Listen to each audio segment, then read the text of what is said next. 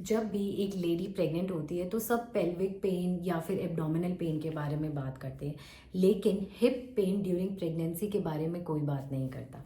Hi, I am Shivangi Agarwal and I am a certified parenting coach, and today I am going to tell you कि hip pen भी बहुत common होता है during pregnancy और वो क्यों होता है और हम उसको कैसे कंट्रोल कर सकते हैं. So let's start. तो क्या होता है ना, जब हमारी बॉडी एक नए बेबी को बनने के लिए स्पेस देती है तो कुछ ऐसे मसल्स और लिगामेंट्स होते हैं जो एक्सपैंड करते हैं. तो उसके वजह से जो इंटरकनेक्टेड लिगामेंट्स और मसल्स होते हैं वो भी एक्सपैंड करते हैं, थोड़े थोड़े लूजन अप होने लगते हैं ताकि बेबी के लिए स्पेस बने. एंड उसमें से एक मसल हमारी हिप मसल भी होती है. इसलिए it is very very common for women to experience little bit of hip pain during pregnancy.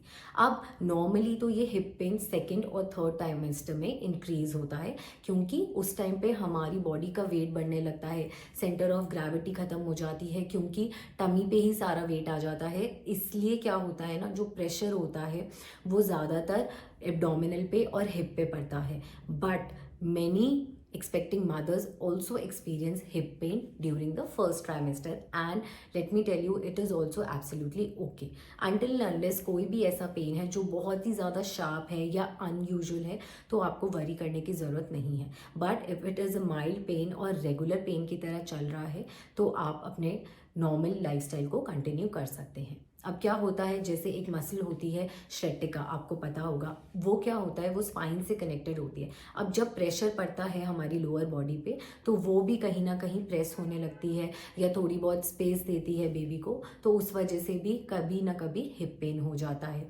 या फिर there is a hormone known as relaxin. वो प्रेगनेंसी हार्मोन होता है और वो प्रेगनेंसी के टाइम पे बहुत ज़्यादा बढ़ जाता है. उसकी वजह से क्या होता है कि हमारा यूट्रस जब एक्सपैंड करता है या हमारी मसल्स लूज होती हैं तो वो रिलैक्सिन हार्मोन उसमें हेल्प करता है, which is why again you sometimes feel pain in your hip. Now अब हम इस हिप पेन को कंट्रोल कैसे कर सकते हैं. हिप पेन को प्रेगनेंसी के टाइम पे कंट्रोल करने के लिए सबसे इम्पॉर्टेंट है that you sleep well.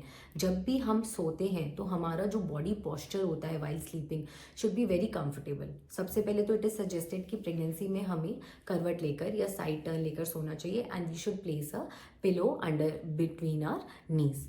Number 2 है कि आप वार्म कंप्रेसर्स ले सकते हो, या तो वार्म वाटर से बाथ ले सकते हो या वार्म टॉवल से आप उस एरिया पे प्रेस कर सकते हो, या you can also take a heating pad.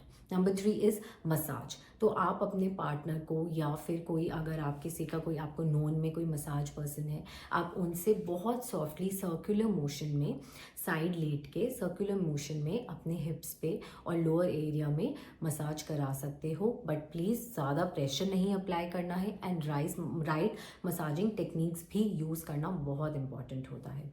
उसके बाद आप क्या कर सकते हैं, आप कुछ योगा के पोस्चर्स ऐसे होते हैं, कुछ एक्सरसाइजेज ऐसी होती हैं जो कि हमारे पेल्विक एरिया को, हमारे हिप एरिया की जो मसल्स हैं उनको सॉफ्टन करने में हेल्प करती है और उनको स्ट्रेच करवाती हैं. तो उससे क्या होता है, हमें उस पेन में कंफर्ट फील होता है. Next is you can also go for a pelvic belt.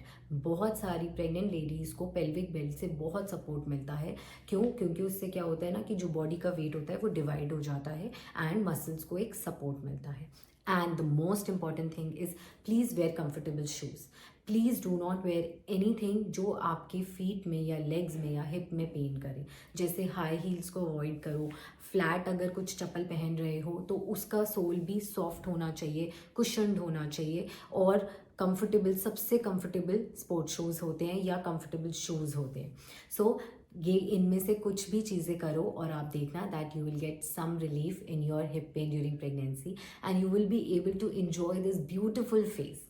मेरे चैनल को लाइक करें, सब्सक्राइब करें और शेयर करें, और मैं ऐसी ही बहुत सारी मज़ेदार टिप्स आपके लिए लेती आऊँगी.